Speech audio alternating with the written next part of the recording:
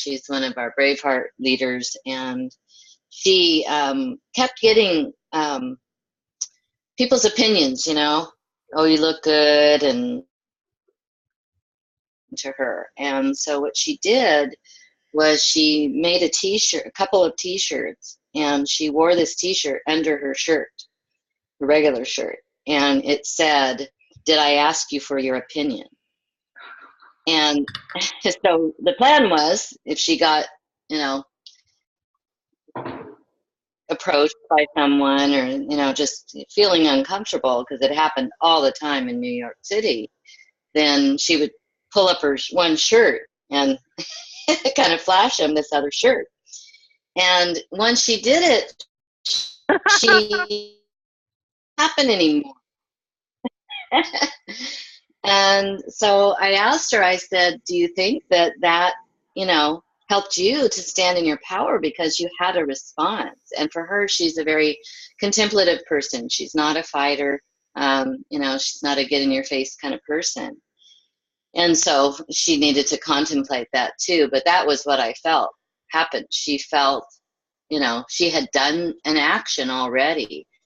And really. Oh, I think you're a little warbly. Can you repeat the last sentence, Brenda?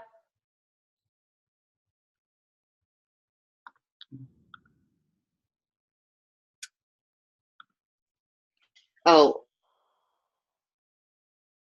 Hold on. That. Yeah, I don't know if I was the only one that lost you, if it was me, because I'm the only one whose camera's on. Can you not hear me now? Yeah, we can hear you now, but I did lose her as well. We lost you last sentence. And by the way, the call is recorded now, everybody. I just wanted to let you know I promised a couple people I'd record it. Brenda, would you just say the last sentence? You remember what you said? Well, that did for my her? sense was sense was that it gave her power. She had a response, and being a person who isn't confrontive, you know, she did have a response, and so she was fully in her power. So then she emanated that out, and when we do that, we do. It really is about us standing in our power, and then it doesn't happen in that way, you know. And so it's, you know, difficult when you're not there yet, or, you know, you're maybe just not aware of the energy that we emanate. You know, and this isn't a blame thing. It's about how we stand in that knowing. And like your daughter did, Donna, she knew how she felt and went back and addressed it. So I just wanted to share another approach that Kate had. I love that, and I'd love to share that with Merlin as well, and let her feel that as well. I just wanted to point out that I am recording the call. I mentioned that earlier. Right before I recorded it, Donna had agreed to be a leader of the partnership for next, or the facilitator.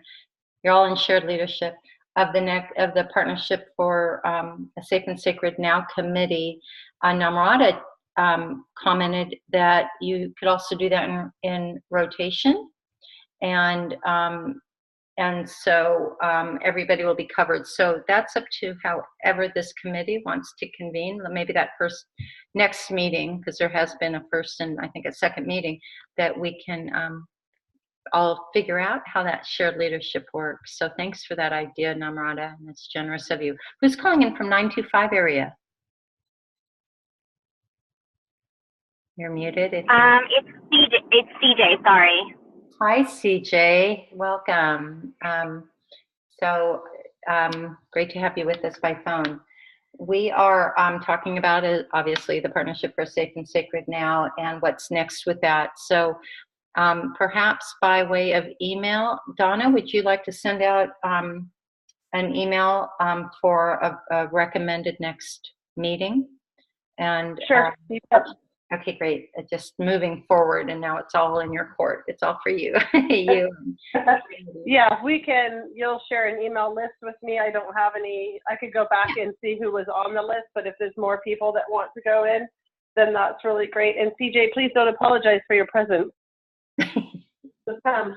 Yeah, I might have to leave like by 9 o'clock because I have a funeral service to go to by 10:30 for our grandma. But I didn't want to miss this call because I wanted to see if there's any new progress or if you guys need help for the next gen group. So I'd be happy to volunteer for that. Let's talk about that now. In the email, I sent out the landing page for Safe and Sacred Now, because Marie and Kevin Turf, my incoming co-chair of the Charter for Compassion, were on a webinar call, and we knew that it was going to be announced. So we asked Marilyn to get some stuff up there really quickly. And what's up there now is more or less a placeholder, but it's something that Marie and myself and Ken, who I don't think I think he's gone. I don't know that he's going to be participating, unfortunately, with us. We just haven't heard from him. So hopefully he's okay. But for now, we had originally put together for our vision as it is until we get the youth in there to tell it, really get down with what this is about. There's a survey form of interest, and it's part interest, part application form. And you can get to that from the landing page. It's again in this email. And we want to host that first call. So my hope is that we could do it, I think it's the second week of September. So I've asked Marie to get back to me on what date works for her, and then we can send a doodle out with a series of dates. CJ, that would be so, we're just so excited for your interest. Yeah, the week of the 10th to host that first meeting, and that first meeting would be with the young people and, well, anybody who's expressed an interest, and just something we can invite people to say, okay, this is our idea. What are your thoughts? How do we move forward together? Who's going to be who's going to facilitate? Who wants to be in shared leadership? There's a number of people I'll just share with you right off the top. Hannah Testa is 15 years old, fierce environmentalist out of Atlanta. Callan Benson, fierce environmentalist out of Midwest. It's one of the M states, Michigan, I think. And a 10-year-old, rather fierce, talented, also environmentalist. One's on water, one's on plastic, one's on climate generally. Maybe Roland wants to participate and carry the Partnership for Safe and Sacred Now energy to this committee. So they're already, and I can think of about 3 or 4 more that have expressed an interest, but these are the 3 that definitely want to be a part of this for sure, and we've talked about it to some degree. So, Abby, it's Marie. I'm here. I didn't see you. Hi, Marie. That's Marie. Everybody. I didn't want to interrupt, but I'm so excited to hear. Is it CJ? Yeah. Yes. Actually, I wanted my kids actually wanted to do it, but more of not necessarily environment, but like a social cultural. Both of them, like both of my kids actually. Well, one of them, I try to cut it short in this conversation because I know you guys, I respect your time. But one of my oldest daughters, she has been bullied since 2nd grade, and it just continues for whatever reason. So we always look at like introspectively what's going on or what's happening, and what is happening is that at school, basically, she goes to a Christian school. They've always gone to Christian schools, even when we moved. It's a very small school, and most of the people are very cliquey. And so I've always taught my daughters that if you see something that you don't like, you have to be respectful of other people, but at the same time, don't get stomped on. So she has a very strong personality, but at the same time, she embodies Christianity where she won't be stomped on, but at the same time, she stands up for herself. So if she sees something that she doesn't like that's in her face, she would say, I'm sorry, but I don't agree with it. And so nowadays, kids, if you don't agree with the whole entire group, you get shunned. So she has gone through this since 2nd grade, and she's on 8th grade now, and she's doing fine now. But she also went to West Hollywood to do a movie, actually, and we had to go through all the process, and she got in out of 40. She got in on the top 11, but we didn't pursue that because we couldn't do anything. So I asked her about, what would you like to do if there's anything else in life to change? And she's like, social cultural. I think that kids in my age group get peer pressure, and the kids who doesn't have supportive family and not compassionate and not show love with each other gets bullied. And I think that she said that that's probably one of the reasons why kids either go to a shooting rampage, or there's so many bullying that people get to homeschool their kids. And she felt sad about that. So they wanted to do leadership in that aspect of social cultural and showing more love and compassion of each other's differences and just be respectful. So that's what we were discussing at my house that she would want to do. That's so great, Maria. I don't know if you're muted, but I'll just chime in that absolutely we need that balance of all the different things that are happening in our world. Sorry, go ahead, Marie. No, go ahead, Sandy. You can finish. I'll speak. It just so happens that the three that are there are environmentalists, but we absolutely need a balance. It's social justice, restorative justice, social cultural. Actually, arts, everything. If you look down any one of our sectors, we want representation across the board. We just want to provide a platform for kids, whatever their passions, wherever their needs meet, wherever their passions meet the needs of the world, to show up. So I'm done. Marie? Yeah, no, I'm excited about this. And where are you guys based? We are in San Diego, California.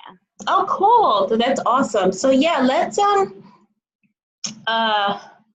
maybe schedule a call. I know Sandy had mentioned we're planning to do like a launch call, and I want to, Sandy, I have to talk to you about something, an idea I want to run by you for Next Gen anyway. So hopefully, I was hoping to be on the call earlier so we can chat, but we have some things that we're working on. And actually the National Conversation Project, I'm supposed to have a call with them probably next week. They're interested in partnering with us. And yeah, so that's a Listen First project and the Bridge Alliance.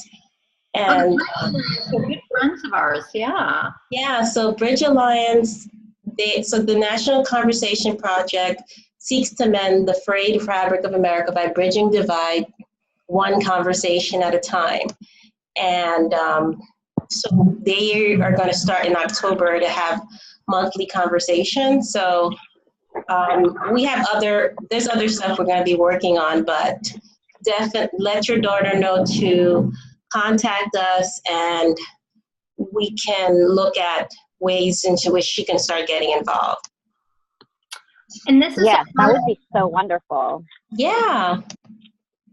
Is this a part of the Bridge Alliance, or it's also in partnership with the Bridge Alliance? Hold on, I will. Yeah, I'm looking right now. And then Marie, if you don't know, Marie's all about conversation. Compassionate Convos is her organization. She's working with table tribes, all about table conversations, 9/11 day, Pay It Forward Day, 9/11 day.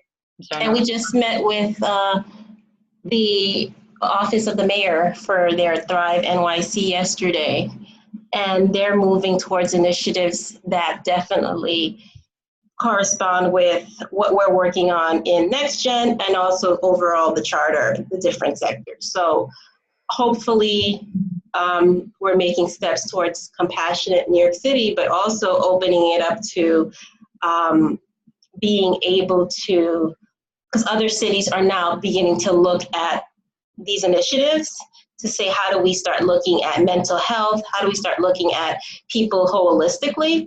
So that's what we want Next Gen to reflect. How do we get young people to start being open to our generation, Gen X, baby boomers?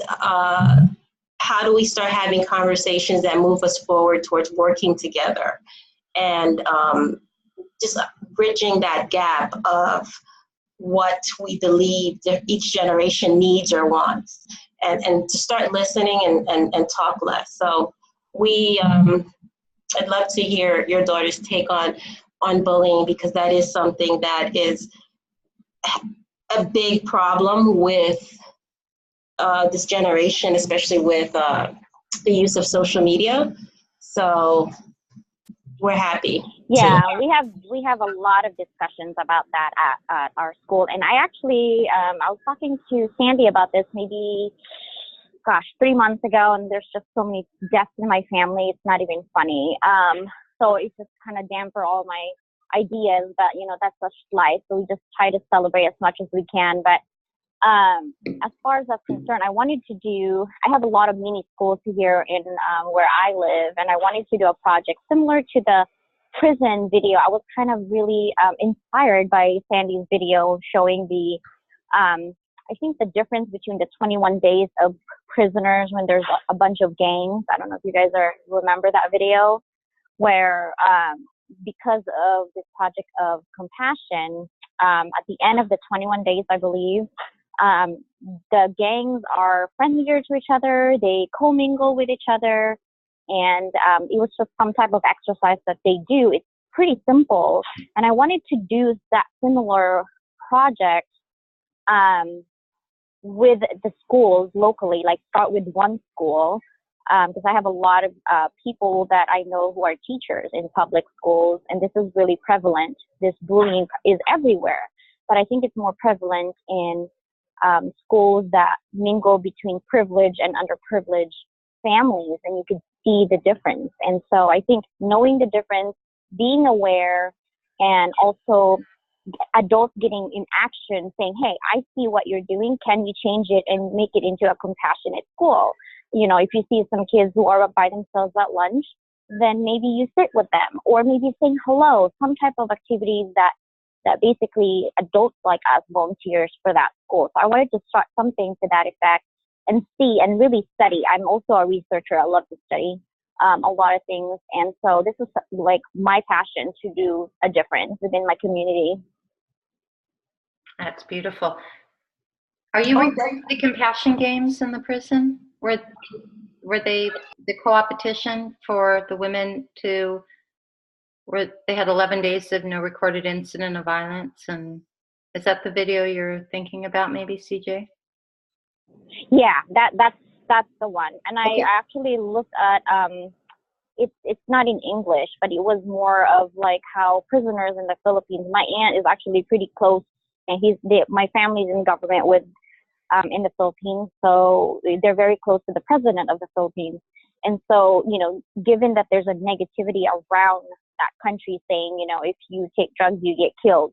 And all of my friends keep asking me all this information because they know my family is in government. And I have to explain certain things that really it's the media. And so having the media, the root of all confusion, especially if our young kids' minds are still malleable, just having that discussion and being aware to have critical thinking rather than be, just whatever people say because they're adults or they're in the media, listen to it. So having that critical thinking and having that love and compassion as a center for every conversation, I think will make a difference, slowly but surely. So let's have a conversation. I brought the games to the prison. That was done, and they're, just for managing expectations, what's really reasonable, what the outcome was, isn't necessarily reflected in that video. So I want to make sure that you're careful and thoughtful about, what can happen and what actually does happen, and then what's sustainable. So it's definitely impactful. As a matter of fact, one of the lead compassionistas is actually out of prison now. And so she just got released after 30-something years. So I'll be seeing her hopefully next weekend. Anyway, I just had to mention that. It's pretty cool. So yeah, we can talk about that, CJ. I think that's really important. But the games, what they do is they inspire us to reframe our thinking about the other rather than being, seeing the value in the other as rather than, less than, but being somebody who is now your teammate and you can I completely lost my thought, but basically you're finding that co-opetition, that cooperating to compete gets you farther too. And in the long run, the byproduct is you find more compassion in your heart and you see people differently. So it's really a beautiful experience, but we can talk about that for sure. That's great. That's wonderful. So any kind of things that you guys can provide for me that kind of go within that realm, that would be so helpful before, I'm slowly working on putting things together that's easy to understand for everyone, kids, but have an impactful effect on what change that I want to do or see, or at least some type of expectation, or hopefully it'll be a miracle and there's some type of changes that I can see within the school that my girlfriend actually works with, because she gets threatened by 5th grader and 6th grader, and it's crazy how these kids are allowed to do that. And instead of just, kind of reflecting on it, instead of just saying, you can't do this, no, maybe showing them a different or alternative behavior would help, rather than saying no with no explanation. And let's bring this to the committee, the youth committee. What's this next, if this falls within the next gen, certainly, absolutely also share it with you, and perhaps you and Marie and I, if we can whittle out some time to have a pre-conversation about how to guide the conversation. I would like to take a very back seat on this, because you guys are the pros at this, and I do enough chatting during the day and don't, this is for you guys. And how can we, elevate more compassion out of our young people? More leadership out of our young people. And how can we utilize our network, leverage our partners? We have a number of no bully sort of partners too. Not to mention environmentalists and artists and everything else. So, all right. Is there anything else on that? Oh, Marie, please. No, I was going to just say, should I ask you about the idea I had now that maybe everyone can give some input? So I was thinking it'd be great for Next Gen if we had a podcast that is a conversation between 3 women from 3 different generations. So that can be a teen, someone, and then take one topic, let's say bullying, and say, what is it like for me now? Or even like current news events, and say, it's an intergenerational conversation, but I don't think there's a podcast out like that, where we have the insight from 3 women from 3 different generations and backgrounds that can just say, I'm listening to you, I see you, I hear you, and how can I help you? Oh my God, that is brilliant. That is brilliant. Wow. Yeah, how that doesn't exist already is amazing, but let's make that happen. I love that. I'm just speechless, Marie. I'm not surprised, though. You always come up with these just brilliant ideas, and I think I just can come up with them. Executing them is just not my thing. But I kept thinking about it, and I kept saying, why don't we have that where we're having these conversations, and podcast is something everybody listens to, no matter what generation, right? You can listen to it on your own time, you can listen to it when you're driving, but it also gives the charter and this Women and Girls sector this platform now to say, hey, we're doing something. And I was trying to think of a title, and I was like, oh, she saw, she heard, like she saw, she listened, she lived. It was too long, but kind of like the first generation of women, maybe it's a woman who's a baby boomer, like she lived it. And then a Gen X, she saw it or whatever. And then, a millennial, she listened, I don't know. She's, I don't know. That's why I say I need to stop. I can come up with it, but I go overboard. So I'm putting it up for this committee to come together and help with this. But and I would love to be part of the podcast. As you can see, I love to talk. So I'd love to, but I think we can really make this something brilliant and beautiful. And it shows that we're about taking action. We're not just saying, oh yeah, we're women and girls and we're sitting here, but we're listening. We're saying, hey, we need to come together as women and make a difference. Yeah, and I'm also thinking of like, I don't know if you guys do elevator pitch or have heard of that. So maybe make it somewhat to that effect, like a shorter version. I actually saw a generational interview. It's in a different language in the Philippines again. I do a lot of studying in the Philippines. I'm part Filipino. So we do a lot of interviews on the generation gap, and it's kind of like more like a elevator pitch. It's like no more than 3 minutes, because that's the problem with today's society. Kids, if marketing, I teach marketing. After 10 seconds, if they're not interested, all that effort that you made, it just go to the drain. And the only people that actually listen are the people who are interested. So our job then is to make it interesting. If you have the content, now the job is to market that to everyone, not just to people who are interested. So an elevator pitch will go along with that on a little snippet. So I can work on that as well if you guys start that. Oh, that's awesome. Yeah, I'm totally with you on the idea that Oh, you're muted. if it's not catchy, if it doesn't grab their attention right away, you lose them. But I just realized I'm in my car, I listen to NPR or Sirius XM, that there's podcasts and people they're looking for content that's different and new and interesting. And what better way to bring interesting ideas that say, and what other way to show that we value each generation? Every woman from a different generation has something to bring to the table. So we're bringing that, we're coming together. It's beautiful, beautiful, beautiful. And I just, I think this is so good and rich and, and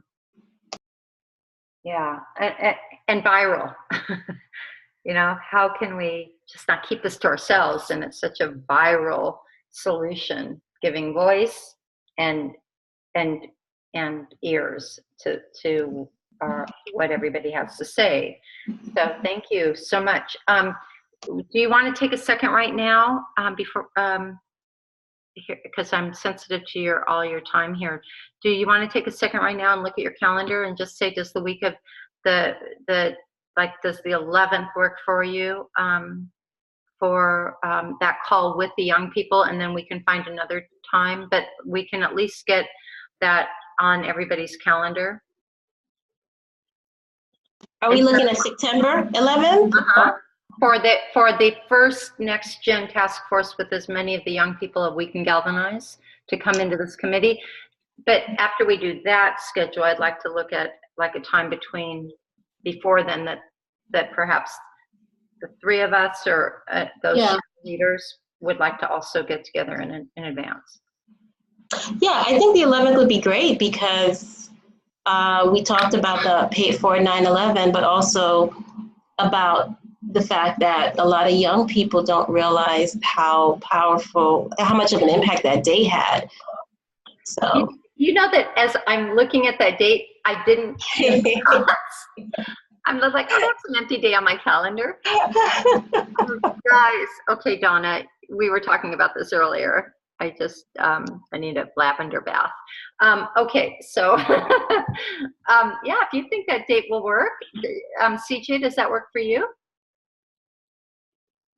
The 11th, yes, that's fine. That's a Tuesday, right? Yeah, and is this time convenient, or would you like to do it later? Yeah. No, that's fine. Marie, good for you? 11? 11 your time, yeah.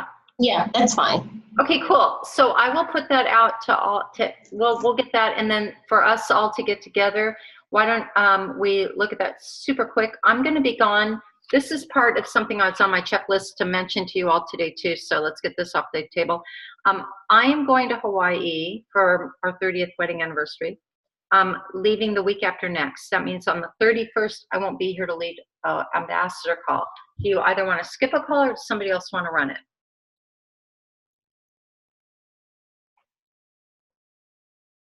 It sounds like we want to skip. I can run it. Oh, cool. Okay. Could you tell me again the date? A week after next. So the 31st. 31st. Yep. I'll be there. I'll show up. Super. Okay, cool. All right, great. Thank you. I'm so glad to get that taken care of. And I'll get you the list of ambassadors. You should be linked to that page, but we'll connect between then now and then. Okay, great. So I'm so sorry.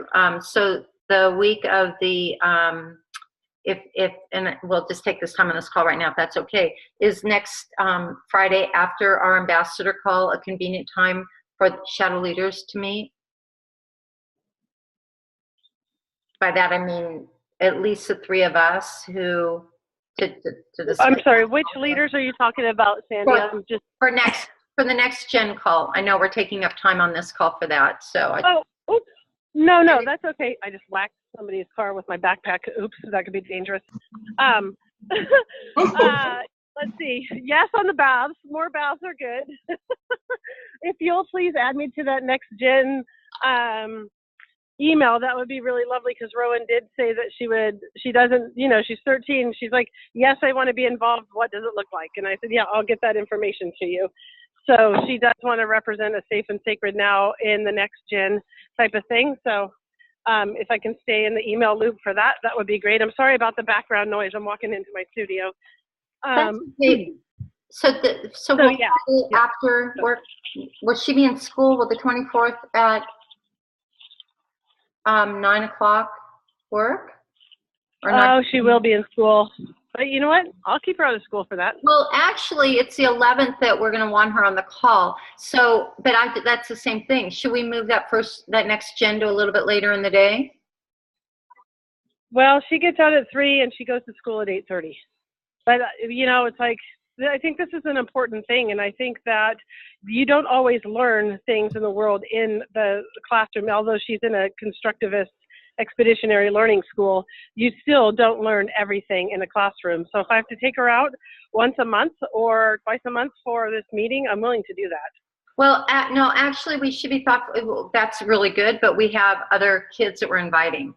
So right. Okay. Well, then maybe after 3 p.m. Should we do it's 7:30 might be kind of late and right in homework time. Why don't we, let's not take any more time on this call. Why don't the four of us find another time besides the 11th in the morning, if not maybe the 15th, and go into a weekend, so that at least our first call, we can get as many young people on the call as possible. And then we also have in our survey what dates and times. Make sure to put the 11th on the calendar now, and I'm sorry about that. I wasn't thinking. Obviously. Is that okay with everybody? But next Friday at 9 o'clock, us listeners, let's call ourselves the next gen listeners, shadow leaders, whatever, can meet right after our ambassador call. That will work for me. Oh, the 24th? Yeah.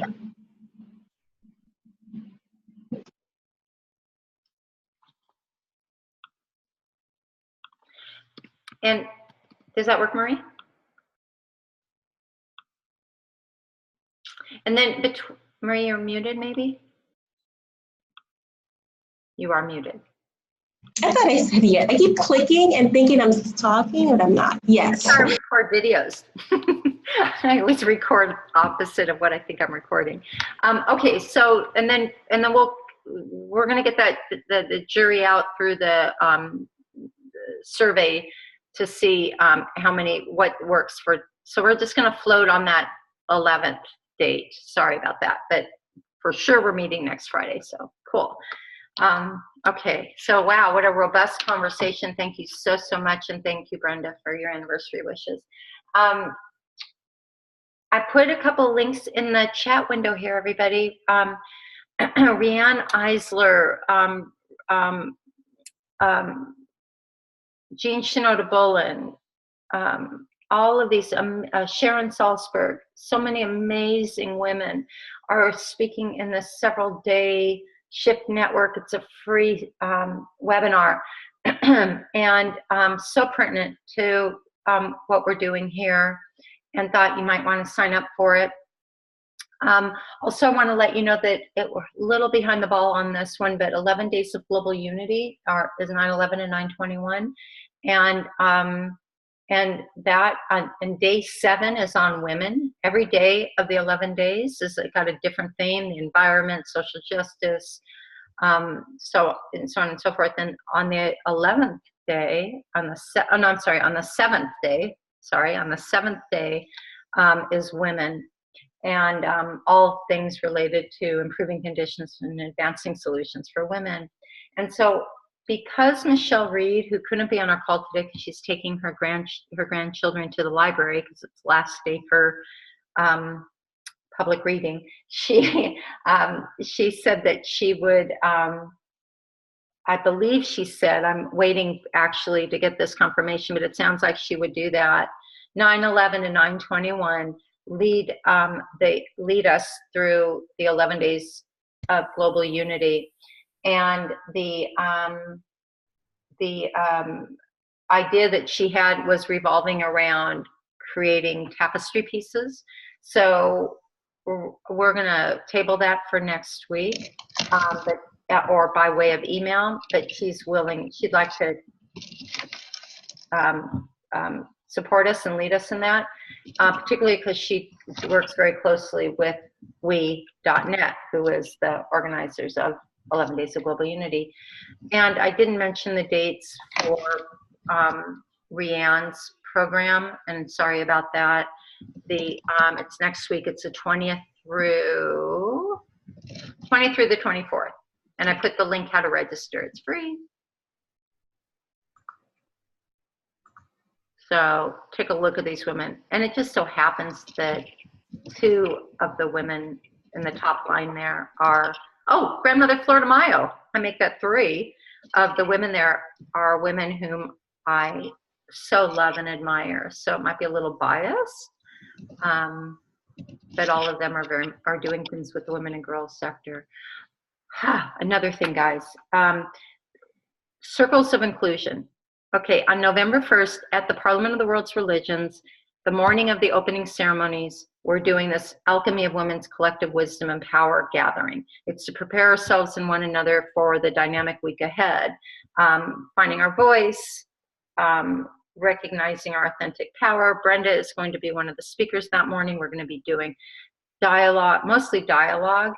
We decided we also wanted to go out to the rest of the world for people, men and women. That event in Toronto is just for women and girls, but men and women who are all around the world who may not be able to come to the Parliament, but we would like for them to participate with us on November 1st. Because of all the time zones, they could do it at any time. They can live stream in and see some our speakers, because we'll have a few speakers peppered throughout the morning and some ceremony. And that ceremony that we can live stream, we will live stream, but all of that will be live streamed and broadcasted on Facebook, so they can all together watch what we're doing there. They can also use we want them to use our dialogue prompt, suggested prompts, and then come back to Facebook and reflect, share, post their own videos, live stream their own stuff. And so we're calling those Alchemy Circles of Inclusion. I don't know that we've come up with an actual name, but I'm going to be sending out an invitation for you all to, perhaps those of you who can't come to the Parliament, to perhaps host a circle where you're at. And it can be a circle of 3, it could be a circle of 300, and broken into small dialogue groups, of course. So whatever works for you, we will absolutely, I'll get that out to you, what that invitation is, and the flyer and everything else. So I'll make sure I send that to you. So something to think about, and that's for November 1st, but you probably want to get it on everyone's calendar now.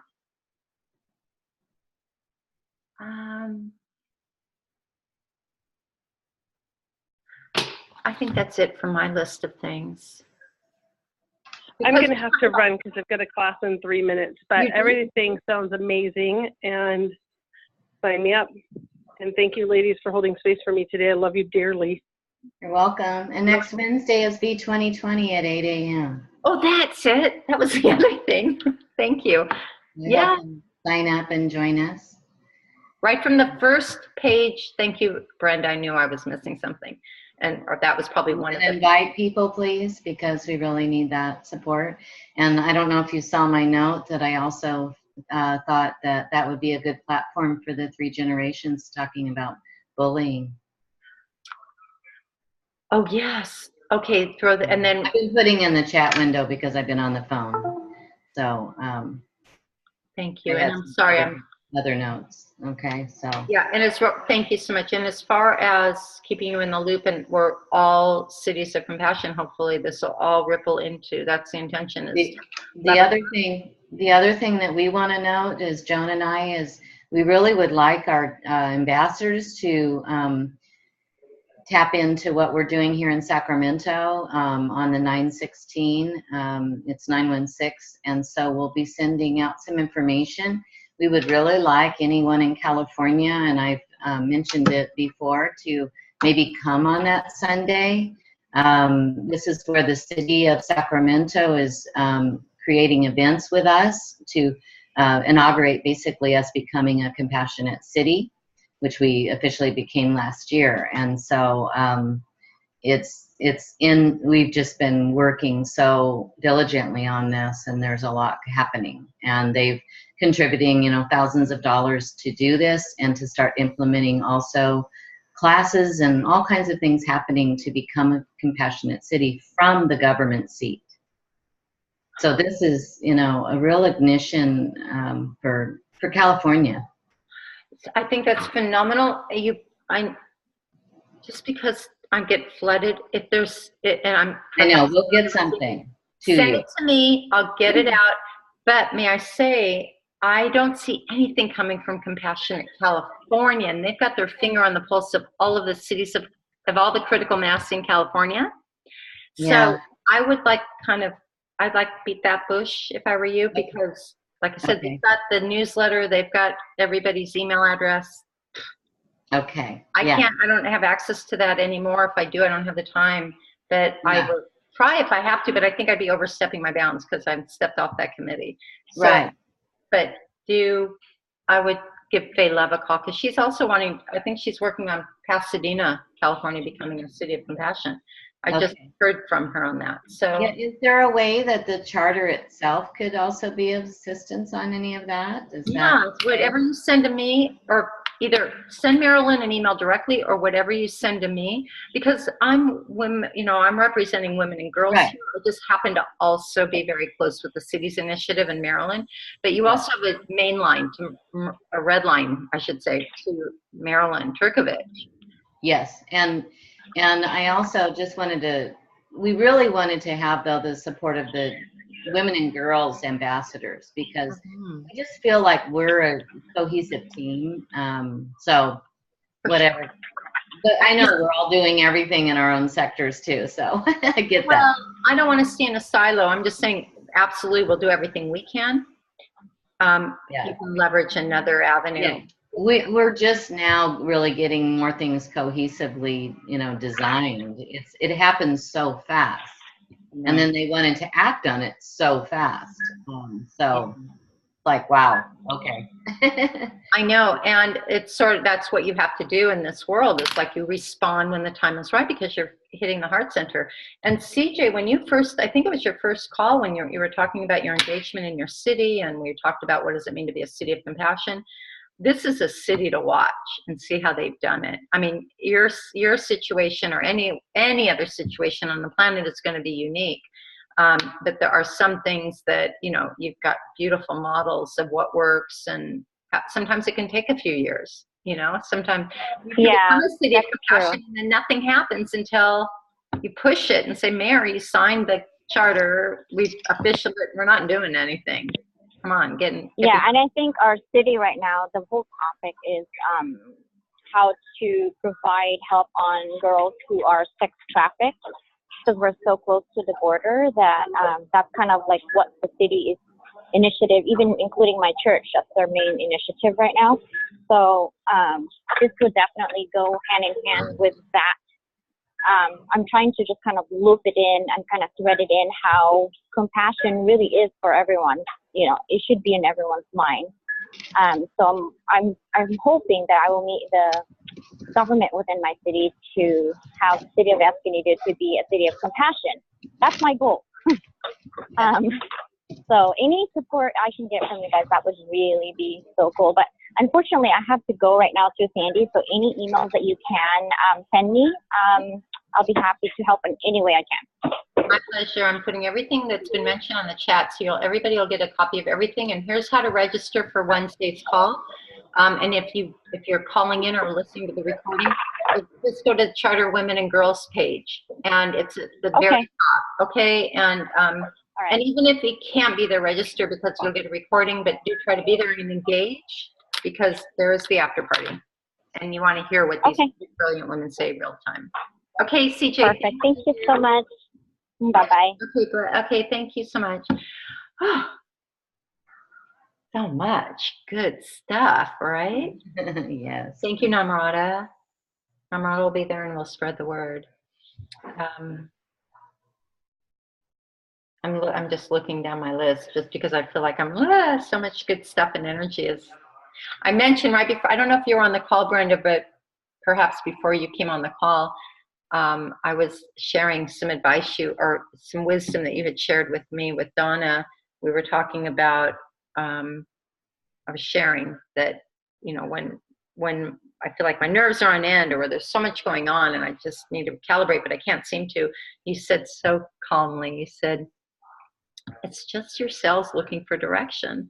I don't remember that. I'll tell you, I remember it several times a day lately.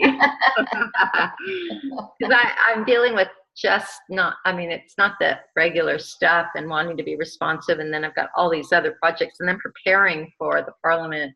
I know. Little drops of drama at every turn. Nothing has been really easy. Nothing has gone seamless yet. I'm thinking we're going to get through this soon. But I signed the contract, by the way, for the Delta Hotel today.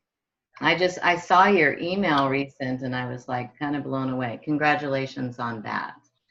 Yeah, this has not been an easeful road. Yeah. And you've done marvelous. You've really held up in it, and I appreciate that. Thank you. Well, thank you, but it doesn't. Now receive that. I receive it. Thank you. Breathe it in. Explain who I was. It's Johnny, you know, it's really interesting because this is really important to the work we're doing. You know, it's I mentioned, you know, it's so easy to get caught up in the minutiae and all the details and all the personality things and all of the, you know, the things your sisters say to you that really hit you at a level. They trigger you and bring up all kinds of muck. And I mean, we just, so many things can just trigger us on a mundane, topical level. And how we respond is sometimes, I would like to say, because I don't want to believe it, but it really shows us who we are and what we can manage. And perhaps because I knew that I had the support and the wisdom and the love of people like yourself and Anne and Monica, and I was able to see what we're talking about here, ladies, is some working with the new organization that we haven't worked with before, who is new to feminine shared leadership. And so it's been something of a challenge to put on this big event, and things we just couldn't have prepared for, but it's been such a gift, right? So anyway, I just want to say that being just present and also all the background support too, and the support together on the calls have been really phenomenal. And we're just making sure we're clean and clear every step of the way with any I love the expression. My friend Kathy, she's such a wordsmith. She goes, you know that feeling where there's just a tennis shoe in the dryer?